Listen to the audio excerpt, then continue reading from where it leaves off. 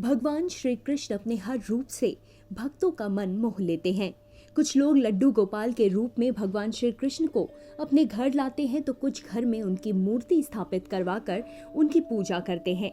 लेकिन घर में किसी भी देवी देवता की मूर्ति स्थापित करने से जुड़े कुछ नियम होते हैं। अगर इन नियमों का पालन ना किया जाए तो पूजा आराधना के बाद भी भगवान की कृपा प्राप्त नहीं होती है।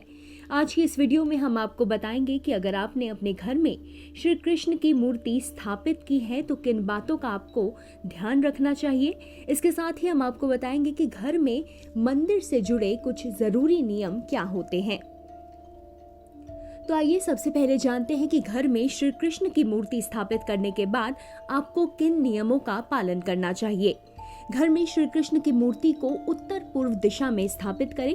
वास्तु शास्त्र के अनुसार देवी देवताओं की मूर्ति स्थापित करने के लिए उत्तर पूर्व दिशा को बहुत ही शुभ माना जाता है। अगर आपने घर के मंदिर में श्री कृष्ण की मूर्ति स्थापित की है तो घर में एक लकड़ी की बांसुरी अवश्य रखें। शास्त्रों के अनुसार श्री कृष्ण को अपनी बांसुरी अति प्रिय है और इसीलिए घर में बांसुरी रखने से भगवान श्री कृष्ण प्रसन्न होते हैं। भगवान श्री कृष्ण अपने माथे पर मोर पंख का मुकुट पहनते हैं, इसलिए मंदिर में मोर पंख रखना भी शुभ माना जाता है। यदि मंदिर में श्री कृष्ण की मूर्ति रख रहे हैं तो मोर पंख भी अवश्य रखें, इससे आपके घर में सुख और समृद्धि बनी रहेगी। भगवान श्री कृष्ण को माखन मिश्री बहुत पसंद है, इसीलिए प्रतिदिन भगवान को माखन मिश्री का भोग जरूर लगाएं। राधा जी के बिना भगवान श्री कृष्ण अधूरे हैं, इसलिए घर में श्री कृष्ण की मूर्ति के साथ राधा की मूर्ति भी अवश्य रखें। तो चलिए आइए अब जानते हैं घर में मंदिर से जुड़े कुछ अन्य नियम।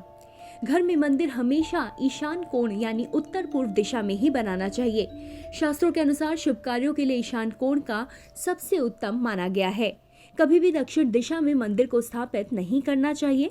दक्षिण दिशा को नकारात्मक शक्तियों की दिशा माना जाता है, इसलिए दक्षिण दिशा में मंदिर होना अशुभ माना जाता है। घर में पूजा का स्थल हमेशा साफ और स्वच्छ होना चाहिए। पूजा के स्थान पर जूते, चप्पल या चमड़े से बनी चीजें नहीं रखनी चाहिए। इसके साथ ही प्रतिदिन मंदिर की सफाई भी करनी जरूरी है। घर के मंदिर में गणेश जी की प्रतिमा अवश्य होनी चाहिए, लेकिन इस बात का ध्यान अवश्य रखें कि कभी भी मंदिर में गणेश जी की 3 मूर्तियां नहीं होनी चाहिए।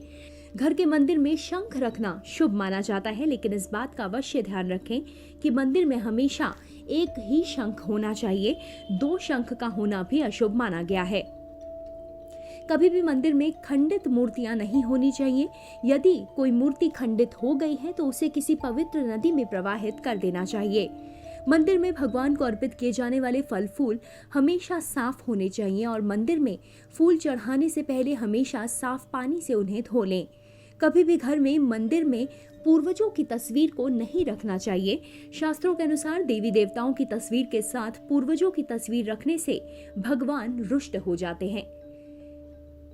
अगली बार किसी और नई जानकारी के साथ एक बार फिर से हाजिर होंगे, तब तक के लिए धन्यवाद।